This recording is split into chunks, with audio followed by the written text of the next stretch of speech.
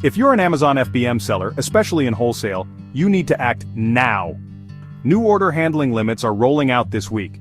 Starting this week, Amazon is rolling out automatic order handling limits based on your average daily sales from the past 30 days.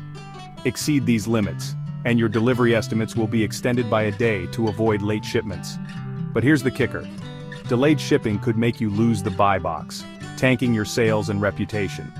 Here's what you need to know. Limits apply to standard and free economy shipping, not premium or SFP. Weekly recalculations mean you can adjust, but only if you stay on top of your metrics. Wholesale sellers are at higher risk due to bulk orders and seasonal spikes. How to stay ahead: increase your limit. Adjust your order handling settings to match expected demand. Optimize operations. Use tools like ShipStation or partner with 3PLs to handle overflow. Promote premium shipping. Offer faster options to bypass the new restrictions. Monitor metrics.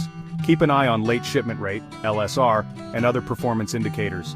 Pro tip: customers often ask, "Why is my Amazon delivery delayed?" Don't let the answer be because you didn't plan ahead. This update isn't just a challenge, it's an opportunity to refine your processes and stand out from the competition. So, are you ready to adapt and thrive? Let's make it happen. What's your biggest concern about these changes? Drop your thoughts below.